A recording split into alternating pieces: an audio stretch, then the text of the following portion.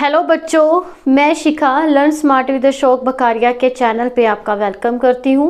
हमने जो previous video बनाई थी वो +1 क्लास की बनी थी, जिसमें हमने सेट चैप्टर जो था आपका डिस्कस किया था और उसकी एक्सरसाइज भी हमने सॉल्व करी थी। तो बच्चों, आज हम जो 12th क्लास का फर्स्ट चैप्टर है आपका रिलेशन एंड फंक्शन, वो पढ़ने जा रहे हैं। क्लियर बच्चों? इसके लिए आपको क्या चाहिए? रिलेशन एंड फंक्शन को पढ़ने के लिए आपको +1 का थोड़ा सा भी याद रखने की ज़रूरत है, क्योंकि उसी से रिलेटेड हम जो है आगे पढ़ेंगे। जो +1 में था आपका रिलेशन एंड फंक्शन, वो सिर्फ उसकी डिटेल थी या फिर इंफॉर्मेशन थी। अब हम इसके आगे टाइप पढ़ेंगे जो 12th में आपके। क्लियर बच्चों? चलो करें स्टार्ट। तो सबसे पहले हम बात करेंगे आपके रिलेशन की। तो हमें पता है कि रिलेशन क्या होता है, ठीक है। हम क्या करते हैं कि एक कार्टेशियन फॉर्म बनाते हैं। क्या बनाते हैं बच्चों? कार्टेशियन फॉर्म बनाते हैं। आज हमने पढ़ना है रिलेशन। जो ये रिलेशन हम 12th क्लास का पढ़ेंगे बच्चों, इसमें थोड़ा सा आगे का है। इसके अंदर हम ये पढ़ेंगे कि टाइप ऑफ रिलेशंस क्या क्या है, ठीक है। पर थोड़ा सा हमें +1 का भी याद रखना पड़ेगा कि आखिरकार हमने +1 में पढ़ा क्या था। रिलेशन का मीन्स बेसिक। तो सबसे पहले उसके अंदर हमने एक सेट नाम की एक चीज़ पढ़ी थी, जिसमें हम क्या करते थे, सभी एलिमेंट्स की कलेक्शन करते थे, ठीक है। एंड जिसको हम डिनोट करते थे कैपिटल ए से। क्लियर? उसके बाद हमने पढ़े थे सेट के टाइप। टाइप में आ जाता था आपका इक्वल सेट आता था, आपका अनइक्वल सेट आता था, यूनिवर्सल सेट आता था। इस तरीके से बहुत से इसके टाइप होते थे। लेकिन जो सबसे ज़्यादा इंपॉर्टेंट सेट चलता है वो चलता है नल सेट, ठीक है बच्चों। क्या चलता है? Null set. Null set denoted as phi, या फिर उसको हम इस तरीके से भी लिख सकते हैं, कर्ली ब्रैकेट लगा के बीच की जगह हमने खाली छोड़ देनी। कर्ली ब्रैकेट को बिल्कुल खाली छोड़ देना, बीच में कुछ नहीं रखना। तो ये चीज़ हमने जो थी +1 में आपकी पढ़ी थी। क्लियर बच्चों? एक और चीज़ मेन थी हमारी सबसेट, ठीक है। सबसेट डिनोटेड हम इस तरीके से करते हैं। और सबसेट क्या रहता है? किसी भी बड़े वाले सेट का एक छोटा सा पार्ट, ठीक है। जैसे स्कूल जो है एक सेट है, लेकिन जो क्लासेस है वो एज ए सबसेट है, ठीक है। क्या है हमारे पास में? जैसे एक पूरी फैमिली है तो वो एक सेट है। अब फैमिली में क्या है? Brother, sister, mother, father. तो ऐसे क्या है? वो सब सेट है। क्लियर बच्चों? यहाँ तक हमें याद है, ठीक है। अब हमने क्या करना है? रिलेशन को देखना है। तो रिलेशन को देखने के लिए अब हमें +1 के रिलेशन को भी याद रखना पड़ेगा। हमने +1 के अंदर कार्टेशियन प्रोडक्ट पढ़ा था, मीन्स की product of the two set भी हम कह सकते हैं, या फिर Cartesian of the two set भी कह सकते हैं, या कार्टेशियन प्रोडक्ट भी कह सकते हैं, ठीक है। जिसके अंदर हम क्या करते थे कि इनको आपस में मल्टीप्लाई करते थे। यहाँ पे b होता था, ठीक है, a क्रॉस b निकालते थे। याद है बच्चों? a क्रॉस b थोड़ा सा याद करवा देते हैं आपको। चलिए, let's suppose a is equal to 1, 2 and 3, ठीक है। And b is equal to 2 and 3। And what is the multiply करके क्या आएगा इसका आंसर? मीन्स कि ये हम क्या निकाल रहे हैं? Cartesian product. क्या निकाल रहे हैं? कार्टेशियन प्रोडक्ट इज थोड़ा सा रिलेट करता है हमारे रिलेशन के साथ में। अगर मैं बात करूँ रिलेशन की, तो ये जो कार्टेशियन फॉर्म है ये हमारी रिलेशन का एज ए बेस है। तो मतलब पहले आप कार्टेशियन प्रोडक्ट बनाना सीखेंगे, तभी आपको रिलेशन का पता चल सकेगा। क्लियर बच्चों? तो कार्टेशियन प्रोडक्ट हम कैसे बनाते थे? 1, 2, 1, 3, 2, 2, 2, 3 and 3, 2 and 3, 3। क्लियर? यहाँ तक याद है ना हमें? यही हमने चीज़ हमने +1 में अच्छे से डिटेल में पढ़ रखी है। अब हमारे पास में एक चीज़ आती थी कि टोटल नंबर ऑफ एलिमेंट्स कितने हैं किसी भी कार्टेशियन प्रोडक्ट में। तो उसको हम ऐसे डिनोट करते थे, इस तरीके से डिनोट करते थे। और हम क्या करते थे कि नंबर ऑफ एलिमेंट कितने a के अंदर है, जितने b के अंदर है, दोनों का प्रोडक्ट कर देते थे। उतना ही हमारा टोटल नंबर ऑफ एलिमेंट्स आता था इन कार्टेशियन प्रोडक्ट के अंदर। क्लियर? ये हमें याद है, ये हमने पिछली क्लास में अच्छे से डिटेल में पढ़ा है। तो इस पे हम ज़्यादा जोर नहीं डालेंगे, सिर्फ थोड़ा सा याद करने के लिए कि हमने क्या क्या पढ़ रखा, तो उसके हिसाब से मैं बता रही हूँ। अब हमारे पास में कार्टेशियन प्रोडक्ट के बाद आता है रिलेशन। रिलेशन हमारा कैसे बनता है बच्चों, ये देखिए रिलेशन को ध्यान से समझिए। रिलेशन क्या रहता है, रिलेशन रहता है सबसेट होता है। ये क्या रहता है, ये subset of the product A means की बी का, इसका जो भी ए क्रॉस बी का प्रोडक्ट होगा, जो भी वो सारे सेट बनेंगे, उसका सबसेट क्या कहलाता है, रिलेशन। उसका सबसेट क्या कहलाता है, रिलेशन। क्लियर, मीन्स कि ए का बी के साथ क्या रिलेशन है, बी का सी के साथ क्या रिलेशन है, उसी हिसाब से। क्लियर बच्चों। अब जैसे एक एग्जाम्पल लेके करते हैं, एक एग्जाम्पल लेके करते हैं। हम एक ए कंसीडर कर लेते हैं और एक बी कंसीडर कर लेते हैं। करिए कंसीडर। ए मैंने कंसीडर कर लिया ए, बी एंड सी, ठीक है। एंड बी मैंने कंसीडर कर लिया क्या, अली, भानु, इस तरीके से आप कुछ भी कंसीडर कर सकते हो। सी आप कर सकते हो क्या, कैंडी, ठीक है, कैंडी कर लिया। अब हमारा जब रिलेशन बनेगा, तो रिलेशन जब मैं इसका प्रोडक्ट निकालूंगी तो प्रोडक्ट कैसे निकलेगा, प्रोडक्ट तो सिंपल है, कैसे निकलेगा, ए इंटू अल, ए कोमा अली, ठीक है, देन ए कोमा भानु, ठीक है, ए कोमा सी, इस तरीके से करते करते हमारा सी एंड सी तक चलेगा। मीन्स कि 9 टर्म्स आएंगी रिलेशन में। प्रोडक्ट में कितनी टर्म्स आएंगी, टोटल 9 टर्म आएंगी। लेकिन हमें क्या चाहिए, रिलेशन चाहिए। तो रिलेशन कैसे निकालते हैं, हमारा रिलेशन क्या होगा कि ए किसके साथ रिलेट कर रहा है। देखिए एक ये बना लिया मैंने सर्कल, ठीक है, और एक यहाँ पे बना लिया सर्कल। ये लिख दिया ए, ये लिख दिया बी और ये लिख दिया सी। यहाँ पे ए आ गया अली, मीन्स कि A for Ali, B for Bhanu and C for candy. तो रिलेशन जो होगा, जैसे कि ए का ए के साथ में एक ही टर्म के साथ में रिलेशन हो सकता है, ए का बी के साथ या बी ए का सी के साथ में नहीं हो सकता। हो सकता है बट डिपेंड करता है क्वेश्चन पे। बट इस केस में बी भानु के साथ में, सी कैंडी के साथ में। तो जब रिलेशन हमारा निकल के आएगा तो वो आएगा ए कोमा अली, ठीक है, and B comma Bhanu and C comma candy, C comma candy. तो ये रिलेशन जो है बनके निकल के आया है। अब हम इसको देखेंगे तो क्या ये सबसेट होगा एक प्रोडक्ट बी का, होगा, ठीक है, क्योंकि ये इसका स्मॉलेस्ट पार्ट, और ये जब हम उसको मल्टीप्लाई करके चेक करेंगे तो कहीं ना कहीं ये हमें मिल ही जाएगा।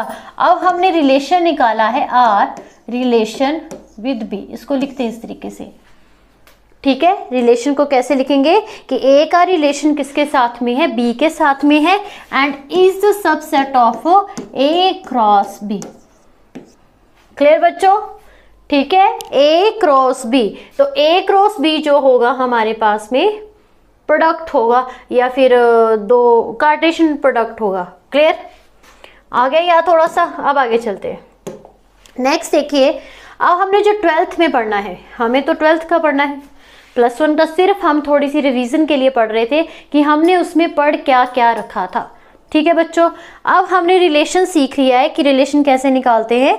अब हम देखेंगे कि +2 के हिसाब से हमें किस तरीके से पढ़ना है। क्लियर बच्चों, अब आगे देखते हैं। देखिए हमारे पास में एक सेट दे रखा है a, b। Clear, a, b belongs to a cross b, belongs to a cross b, and relation क्या है, a is brother of b, a is brother of b। तो ये रिलेशन आया हमारे पास में, मतलब ये रिलेशन को ही समझ रहे हैं अभी हम कि a क्रॉस b कोई एक सेट बन के आया है और वो किसको बिलोंग कर रहा है, a क्रॉस b को, and a relate to b as a brother. ठीक है, अब हम समझेंगे कि ये चीज क्या लिख रखी है, इस चीज को समझेंगे। तो सबसे पहले आपको ये सिंबल याद रखना पड़ेगा कि ये क्या सिंबल है,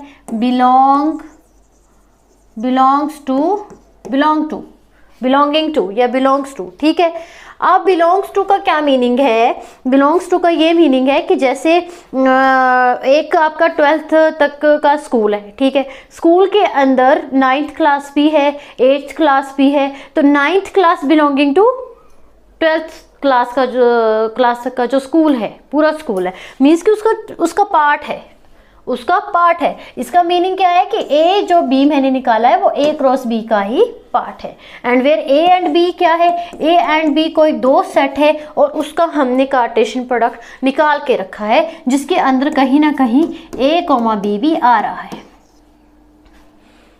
क्लियर, ए कोमा बी भी आ रहा है। अगर मैं इसको अलग अलग लिखूं तो इसको भी मैं ऐसे भी लिख सकती हूँ कि ए इज द सबसेट ऑफ ए, होगा ना, क्योंकि जब हम रिलेशन या प्रोडक्ट निकालते हैं तो एक एलिमेंट आपका ए का होता है, एक आपका बी का होता है, and B element of B. और जो पहले लिखा जाता है वो ए का होता है, जो बाद में लिखा जाता है वो बी का होता है। ये भी हम +1 की क्लास में पढ़ चुके हैं। ठीक है बच्चों, ठीक। तो ये हमारे पास में क्या आता है, रिलेशन। हमने क्या सीखा है अभी तक, रिलेशन सीखा है कि किस तरीके से हम उसको रिलेट करते हैं। ये सब चीजें हमने +1 की क्लास में निकाल रखी है। ओके, देखिए अब मैं एक रिलेशन बना के लिखती हूँ। रिलेशन में लिखा मैंने, रिलेशन ए का रिलेशन बी के साथ में है। देन रिलेशन में सिर्फ मैं सेट ही बना रही हूँ, A comma B, B comma C and C comma A, bracket close. Clear. अब हम सीखेंगे कि डोमेन क्या होती है, क्योंकि ये भी तो मेन है। डोमेन क्या है आपकी, क्लियर, आपकी रेंज क्या है, ठीक है, एंड आपकी को डोमेन क्या है, को डोमेन क्या है। ये तीनों चीज़ें आपको अच्छे से पता होनी चाहिए कि डोमेन क्या है, रेंज क्या है एंड को डोमेन है। ये भी हमारा क्या है, +1 का ही सिलेबस है। तो डोमेन क्या रहता है, किसी भी रिलेशन का जो फर्स्ट एलिमेंट होता है, मीन्स कि ए बी एंड सी, ठीक है। एंड रेंज क्या होती है, आपका सेकंड एलिमेंट, किसी भी रिलेशन का जो सेकंड में आता है वो हमारा एज ए रेंज आता है। अब बात आती है डोमेन, को डोमेन की। को डोमेन वो से एलिमेंट होते हैं जिससे कि एक सेट बना है, जिससे कि एक रिलेशन बना है। तो इसके अंदर क्या क्या हमने लिया है, ए लिया है, बी लिया है, सी लिया है, तो ये ऐसे क्या रहेगा, को डोमेन रहेगा। क्लियर है बच्चों। मेरा काम इसमें पूरा थॉरली बताना नहीं है, सिर्फ आपको थोड़ा सा याद करवाना है ताकि आपको आगे जो हम पढ़ने वाले हैं उसमें कोई डिफिकल्टी ना आए। ये सब +1 तक का ही सिलेबस है, यहाँ पे इसका कोई काम नहीं है। यहाँ पे इसका जिसका काम है वो है आपका most important types of relation. यहाँ से अभी आपका 12th का सिलेबस शुरू हो गया है। क्लियर, वो मैंने थोड़ा सा आपको रिवीजन कराई है, थोड़ी सी कराई है, ताकि आपको याद रहे कि हमने क्या पीछे पढ़ रखा था, अब हमने क्या आगे पढ़ना है। क्लियर, ठीक है। टाइप्स ऑफ रिलेशन, तो फर्स्ट ऑफ ऑल सबसे पहले हमारे पास आता है एम्प्टी रिलेशन। क्या आया फर्स्ट टाइप हमारा, एम्प्टी रिलेशंस, मीन्स की नल, मीन्स की वॉइड। क्लियर, एम्प्टी रिलेशन तो नाम से ही समझ में आ रहा है, मतलब जो खाली है, जिसका किसी के साथ कोई रिलेशन है ही नहीं है। ठीक है, आप अपने घर पे बैठे हो, दिल्ली पे कोई अंकल बैठे हैं जिसका आपके साथ कोई लेना देना नहीं है, तो वो क्या रिलेशन बनेगा, एम्प्टी रिलेशन। मतलब किसी का किसी के साथ में कोई भी रिलेशन नहीं होना, मतलब कि फाई। अब इसकी स्टेटमेंट हम पढ़ते हैं। डेफिनेशन हमें दे रखी है कि a set A relation R in a set, क्या लिखेंगे, a relation R in a set, where R क्या था बच्चों, वेयर आर क्या था हमारे पास में, आर क्या था, a relation R in a set A, R in a set A is called empty relation, is called empty relation. अब हम इसकी स्टेटमेंट को अगर समझना है, साथ में आपको क्या करना है, साथ में आपको इसका जो मैथमेटिकली फॉर्म है वो भी समझनी है। वो समझ में आ गई, मतलब सब समझ में आ गया। If no element of A is related to any element of A, देखिए बड़ा अच्छे से बता रखा है। देखिए करना क्या है आपको, हमने कोई एक सेट लेना है ए, ठीक है, ए सेट लेना है, ए लेना है, ए के अंदर हमने कोई भी एलिमेंट नहीं लेना, ए के अंदर हमने कोई भी एलिमेंट नहीं लेंगे। जब हम कोई भी एलिमेंट नहीं लेंगे तो इसका प्रोडक्ट ए के साथ में क्या निकलेगा? ऑब्वियस सी बात है, क्या निकलेगा? फाई। क्या निकलेगा बच्चों? फाई निकलेगा।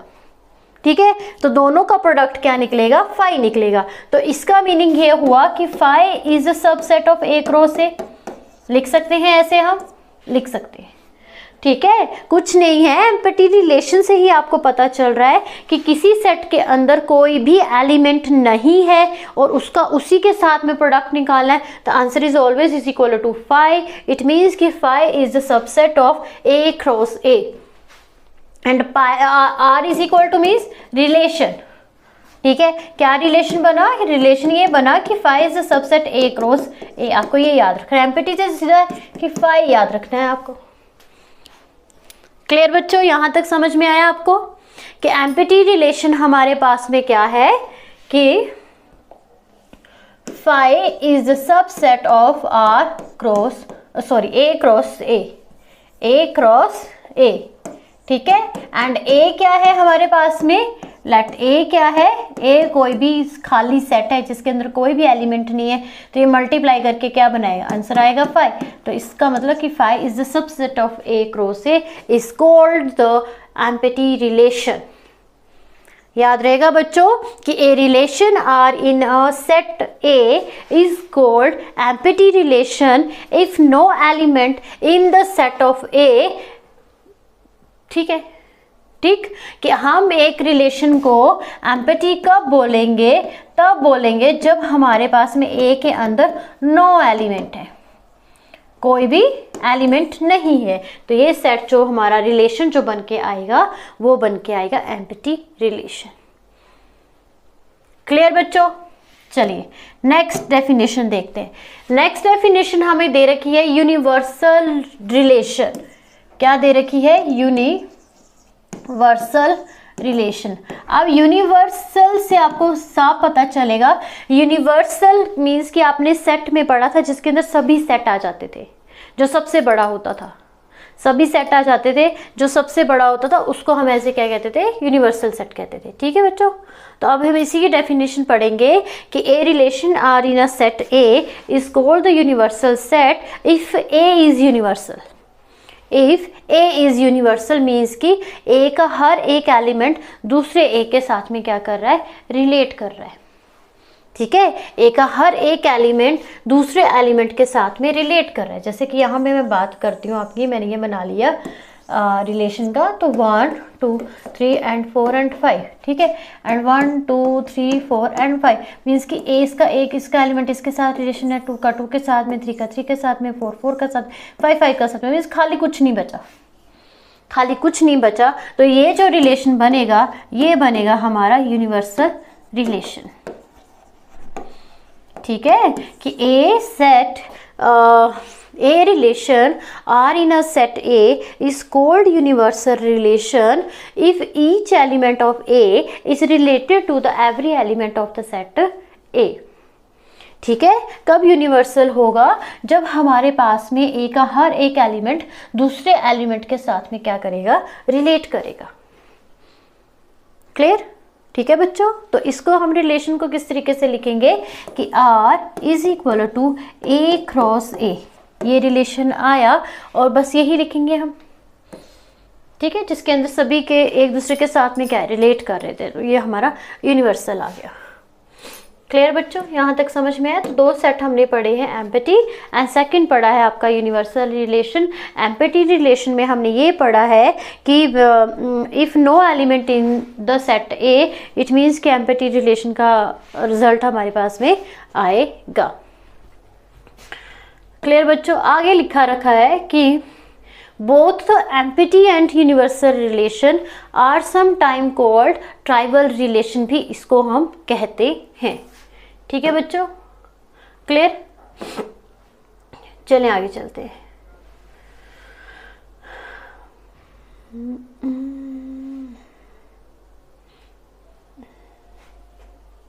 चलिए एक एग्जांपल लेके देखते हैं हम। ठीक है, एक हमें रिलेशन सेट करना है, a relation R in the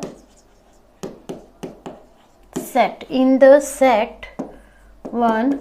2, 3, 4 and R क्या है हमारे पास में, क्या है बच्चों, आर है a, b and where b is equal to a+1। देखिए जब हमारे पास में इक्वल करके कोई भी इक्वेशन दी जाती है, इट मीन्स कि दे रिलेट ईच अदर। कैसे, देखिए a में कुछ भी वैल्यू पुट करूंगी तो किसका आंसर मिलेगा, हमें b का मिलेगा। ठीक है, अब देखिए यहाँ पे पुट करिए, आप put a is equal to 1 कर दीजिए। ठीक है, then v is equal to 1 + 1 then v is equal to 2। Clear, तो अभी यहाँ तक आपको इसी के अंदर रहना है, आपको इसी के ही अंदर रहना है। तो ये जो चीज़ है रिलेट कर रही है, मीन्स कि a किसका रिलेशन किससे है, b के साथ पे। जैसे आप a की वैल्यूज पुट करोगे तो आंसर किसका आएगा, b का आएगा। तो ये क्या है, हमारे पास में एक रिलेशन है।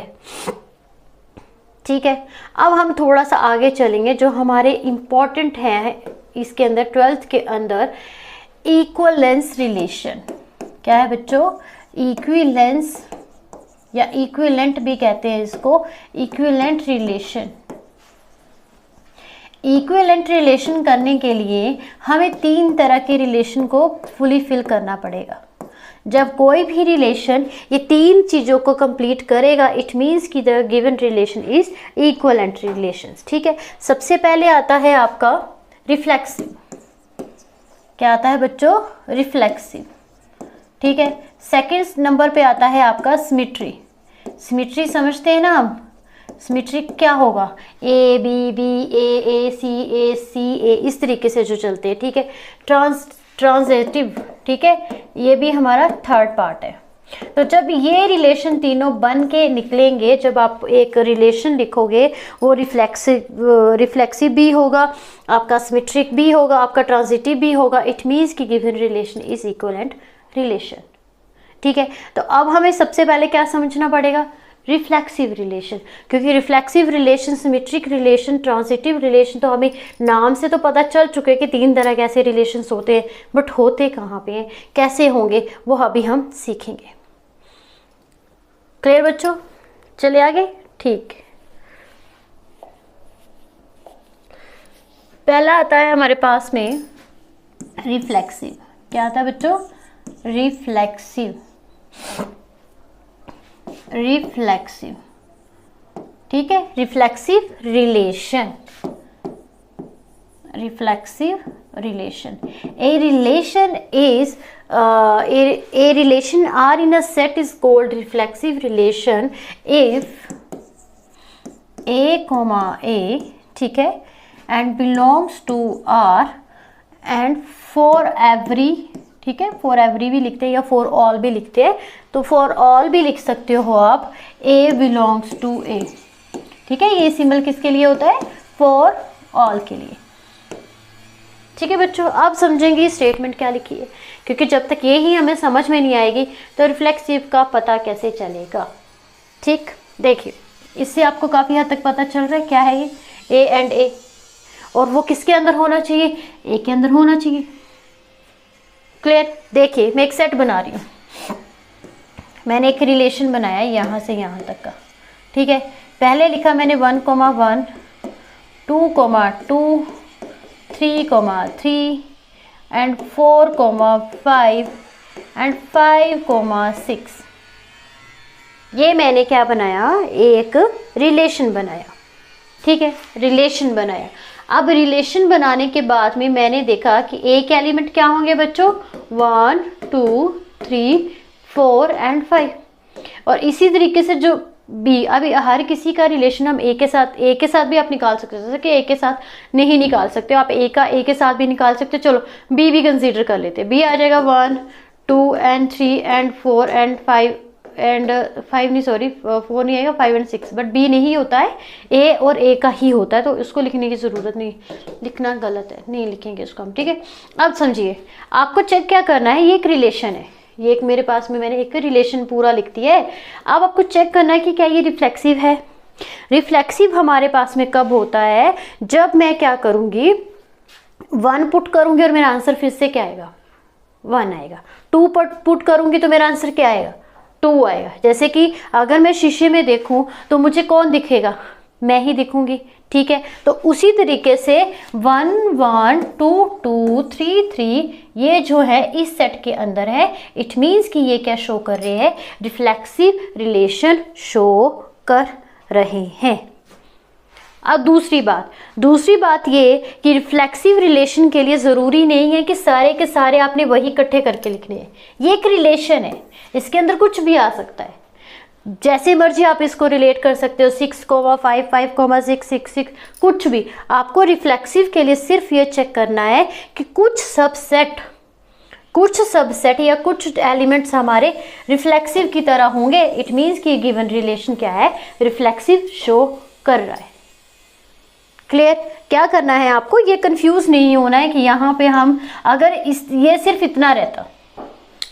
इतना रहता तो ये हमारा रिफ्लेक्सिव तो होता ही होता, साथ में ये हमारा आइडेंटिटी रिलेशन भी होता, आइडेंटिकल रिलेशन भी होता। तो ये हमारे पास में क्या है, रिफ्लेक्सिव रिलेशन है, आइडेंटिकल नहीं है, क्योंकि यहाँ पे हमारा ये जो रिलेशन है वो यहाँ तक आ रहा है।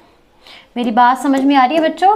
कि आपको जैसे 1 पॉइंट में या MCQ में पूछ लिया जाए कि बताइए कि गिवन रिलेशन क्या आइडेंटिटी शो करता है, तो आप कहेंगे नो। क्यों नहीं? क्योंकि उसके अंदर ये भी आ रहे हैं, ठीक है। क्या given relation reflexive character show करता है? करता है, क्योंकि रिफ्लेक्सिव की कंडीशन सेटिस्फाई कर रही है। ये लिखो या ना लिखो, इससे कोई लेना देना नहीं है, हमको ये चेक ही नहीं कर रहा है। क्लियर हुई बात? तो रिफ्लेक्सिव के केस में आपको क्या चाहिए कि अगर मैं 1 पुट करूं तो मेरा आंसर क्या आना चाहिए, हटके 1 आना चाहिए। मीन्स कि domain and range both are equal. Clear बच्चों? रिफ्लेक्सिव समझ में आया? अब आगे देखिए, नंबर 2 पे आता है सिमेट्री। क्या आता है? सिमेट्री, सिमेट्री भी कह सकते हैं। सिमेट्री से सभी को थोड़ा सा लगा होगा पता कि सिमेट्रिक क्या रहता है। सिमेट्रिक रिलेशन कैसा होगा आपका, ठीक है। इफ A1 A1 है बच्चों, ये A1 A2, ठीक है, belongs to relation implies that हम ये डबल एरो करके भी लिखते हैं, बट इसको चेक कर लेना, थोड़ा सा श्योर नहीं हो पर होता है ऐसे, ठीक है। तो implies that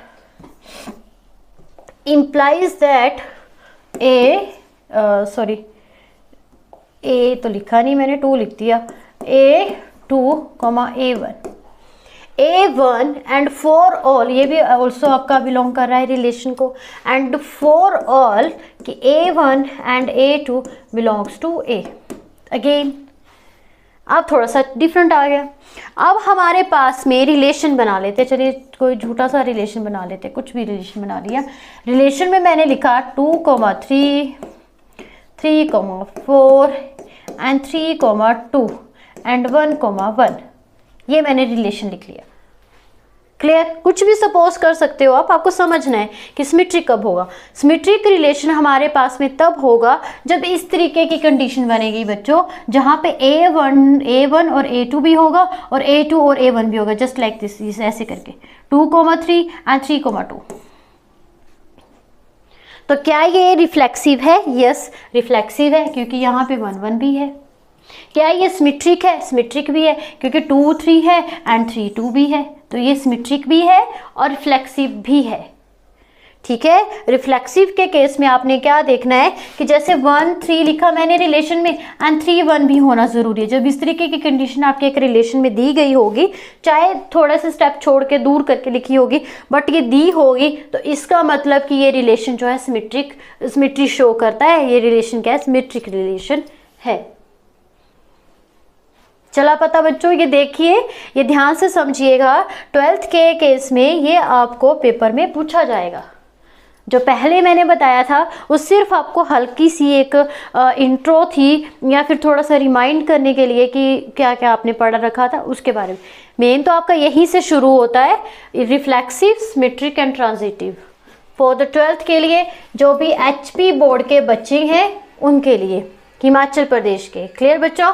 आगे देखिए, लास्ट आता है हमारे पास में ट्रांजिटिव रिलेशन। ठीक है, इस रिलेशन के बारे में पढ़ते हैं। देखिए क्या लिखा है, ये रिलेशन कब होगा, तब होगा जब A1, A2 belongs to R relation है एंड A2, A3, ठीक है, बिलोंग्स टू आर, फिर क्या है, implies that A1, A2 implies that, हाँ जी यही है, A1, A3 भी लिखा है, लिख सकते हो आप, चलिए लिख ही लेते हैं, कोई ऐसा नहीं है। implies that A1, A3 related to R, ठीक है, belongs to R and for all A1, A2 and A3 belongs to A। तो जब इस तरीके की कंडीशन बनेगी तो हमारा जो रिलेशन होगा ट्रांजिटिव रिलेशन होगा। अब हम इसको समझेंगे कैसे, देखिए ऐसे समझेंगे कि A12 कोई रिलेशन है, ठीक है, A12 कोई रिलेशन है। अब हमारे पास में 3 भी ले लिया मैंने, तो A का संबंधित 3 के साथ में भी होगा, A2 का 3 के साथ में भी होगा। अगर मैं कहना चाहूँ तो A2, A3 भी आएगा एंड A1, A3 भी होगा। तब हमारे पास में जो रिलेशन होगा वो ट्रांजिटिव होगा। कैसे, अब मैं करके बताती हूँ, थोड़ा सा और समझाती हूँ आपको कि किस तरीके से आएगा ये। ठीक है, ये देखिए, चलिए देखिए सेट रिलेशन बनाते हैं। रिलेशन में मैंने बनाया 1, 2, 2, 3, ठीक है। अब 1, 3, 1, 1 और सोचिए और क्या बन सकता है, और बन सकता है 2, 1, 3, 2, 2, 2, कुछ भी आप बना सकते हैं, मेरे अकॉर्डिंग नहीं चलना है, आप कुछ भी बना सकते हैं, सेम भी बना सकते हैं, अलग अलग सा भी बना सकते हैं। तो इसके अंदर बच्चों, इसके अंदर हमारा 1, 2 है, ठीक है, एंड 2, 1 भी है। इट मीन्स कि क्या बन गया, ये सिमेट्री शो कर रहा है, ठीक है। 1, 1 है मतलब रिफ्लेक्सिव भी है, 1, 1 है मतलब रिफ्लेक्सिव भी है। और चेक करें, और क्या चेक कर सकते, देखिए 1, 2 है, 2, 3 है एंड 1, 3 भी है, मतलब ट्रांजिटिव भी है। ट्रांजिटिव क्या होगा आपका, A12, 2, 3 एंड 1, 3, मतलब 1 का आपके साथ में 2 का 3 के साथ भी जाएगा, 1, 3 के साथ भी जाएगा। तो इस तरीके से जो बनेगा वो हमारा क्या रहेगा, ट्रांजिटिव रहेगा। और जो इस तरीके का बनेगा वो सिमेट्रिक रहेगा। और ये जो अकेला है यहाँ पे 2, 2 भी है और ये भी है। यहाँ पे अगर हम जिसको देखें 2, 3 एंड 3, 2, तो ये भी सिमेट्री शो कर रहा है ना बच्चों। तो ये जो रिलेशन हमारे पास में बना है, ये बना है इक्विवेलेंट रिलेशन। आप किसी भी रिलेशन को इक्विवेलेंट रिलेशन कब कहोगे, जब उसके अंदर रिफ्लेक्सिव भी होगा, आपका सिमेट्रिक भी होगा और ट्रांजिटिव भी होगा। जब तीनों चीज़ें इकट्ठी होंगी एक रिलेशन के अंदर, तब आप उसको बोलोगे कि ये रिलेशन क्या है, हमारे पास में इक्विवेलेंट रिलेशन है। क्लियर बच्चों, यहां तक समझ में आया सभी को? चलिए आगे चलते हैं। आगे देखिए, अब हमें डेफिनेशन दे रखी है कि इक्विवेलेंस रिलेशन कब होगा। इक्विवेलेंस रिलेशन होगा हमारे पास में, इक्विवेलेंस वही जो अभी हमने बात करी है, इक्विवेलेंस रिलेशन इफ रिलेशन क्या होना चाहिए, रिलेशन क्या होना चाहिए, रिलेशन इज रिफ्लेक्सिव, ठीक है, आपका सिमेट्रिक, ठीक है, एंड ट्रांजिटिव। और रिफ्लेक्सिव के केस में दोनों सेम होने चाहिए। सिमेट्रिक के केस में क्या होना चाहिए, A12 एंड A21 होना चाहिए, इस तरीके का फॉर्म होना चाहिए, ठीक है। और ट्रांजिटिव में क्या होना चाहिए, A1, A2 एंड क्या A2, A3 and A1, A3, इस तरीके की फॉर्म होगी। तो हमारा जो रिलेशन होगा इक्विवेलेंस रिलेशन होगा। क्लियर बच्चों, यहां तक सभी को समझ में आया? चलिए एक एग्जाम्पल करके देखते हैं। अब हम एग्जाम्पल हमें दे रखा है यहाँ पे, नहीं तो ओके, एक सेट है, ठीक है, एक सेट है, कोई भी ए कंसीडर कर लिया मैंने, 1, 2 एंड 3, ठीक है, इसका रिलेशन ए के साथ में ही है, तो वो रिलेशन बन के क्या आ रहा है हमारे पास में। देखिए रिलेशन के इस केस में ये नहीं सोचना है कि हमने वो क्यों नहीं लिया, आपका बी क्यों नहीं लिया, बी भी ले सकते हो। तो रिलेशन इन्होंने कैसे बनाया, मैं वो भी करके बताती हूँ आपको कैसे बनाया रिलेशन। ऐसे बना आपका रिलेशन, ये आया ए और ये दूसरा ए, ठीक है, 1 2 एंड 3, 1 2 एंड 3। अब रिलेशन निकल के ये आता है कि एक 1 का रिलेशन 1 के साथ में भी है एंड 1 का रिलेशन 2 के साथ में भी है। क्लियर बच्चों, 2 का रिलेशन 2 के साथ में भी है एंड 2 का रिलेशन अगेन 3 के साथ में भी है। क्लियर, समझ में मेरी बात आ रही है आपको। तो उसके बाद क्या आएगा 3 का रिलेशन 3 के साथ में भी है। बस इस तरीके से जो रिलेशन बना है ये निकल के आया, ठीक है। अब देखो हमने जो प्रोडक्ट सीखा था, कार्टेशियन प्रोडक्ट जो सीखा था वो भी इसी तरह से आता था, इसी तरह से आता था ना। अगर मैं इसी के साथ में इसका प्रोडक्ट निकालूं 1,1 देन 1,2 1,3 समथिंग इस तरीके से आता था, तो इसका सबसेट बन जाता था। मतलब रिलेशन जो होगा उस प्रोडक्ट का सबसेट होगा। अब ऐसा तो नहीं है ना कि घर में पापा हैं तो वो सिर्फ आप ही के हैं, आपकी बहन के भी होंगे, आपका अगर छोटा भाई उसका भी होगा, तो इस पापा के सभी के साथ में रिलेशन है। तो इसकी वजह से कि एक एलिमेंट के 3 या 4 रिलेशन हो सकते हैं। क्लियर, जरूरी नहीं है कि 1 का 1 के साथ में ही बन के रहेगा, 1 का 2 के साथ में क्यों बना, तो एग्जाम्पल मैंने दिया है, ठीक है। अब आपकी एक बहन है तो वो आपकी एक ही बहन तो नहीं होगी ना। मान लीजिए आपकी एक बहन है, ठीक है, आप और आपके चाचा की भी एक लड़की है तो वो भी आपकी बहन हुई, एक ब्रदर हुआ 2 बहनें होगी। तो इस तरीके से जो है रिलेशन निकल के आता है। समझ में आया। अब इसको लिखिए एक सेट की फॉर्म में।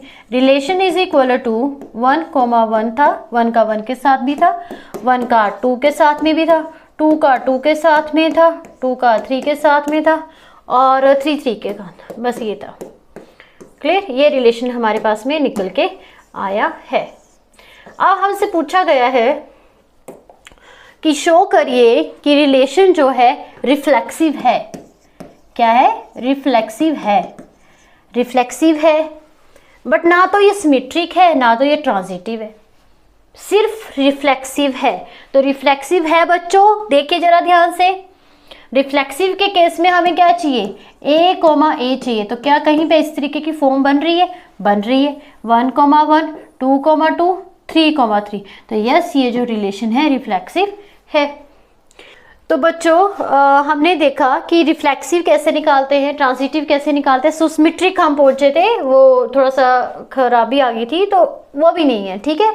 अब हमारे पास में एक और अनदर एग्जांपल लेके मैं आपको बताती हूँ, फिर आपको अच्छे से समझ में आएगा। क्लियर, देखिए एक रिलेशन है। देखिए एक और बात इंपॉर्टेंट, जो रिलेशन है वो आपका रोस्टर फॉर्म के साथ साथ सेट बिल्डर फॉर्म में भी हो सकता है। जरूरी नहीं है कि आपको एक सेट निकाल के दे रखा है, तो दोनों तरीकों से लिखा जा सकता है। अभी जो हमारा नेक्स्ट है वो हमारा रोस्टर फॉर्म है। क्या है बच्चों, रोस्टर फॉर्म है। A, B एंड 2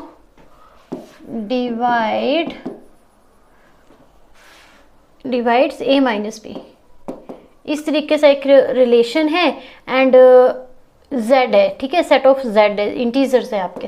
तो इंटीजर्स में आपको पता क्या होता है, माइनस की टर्म भी आ जाती है, प्लस की भी आ जाती है, ठीक है। अब करिए इसको, कैसे करेंगे, सेट बनाइए, कैसे बनेगा,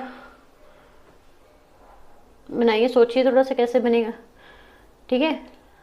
ओके, तो सेट हमारा ऐसे बनेगा कि 2 divides A minus B। Okay, 2 divides A minus B को डिवाइड करने पर क्या रिजल्ट आ रहा है।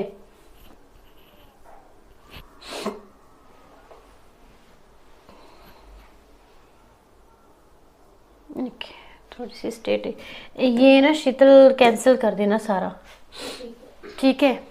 अब इनको एक और देती हूँ मैं ना एग्जाम्पल, थोड़ा सा जो समझ में आए। ये समझ में नहीं आना तो फायदा क्या। चलिए, तो बच्चों एक एग्जाम्पल कंसीडर करती हूँ मैं, ठीक है।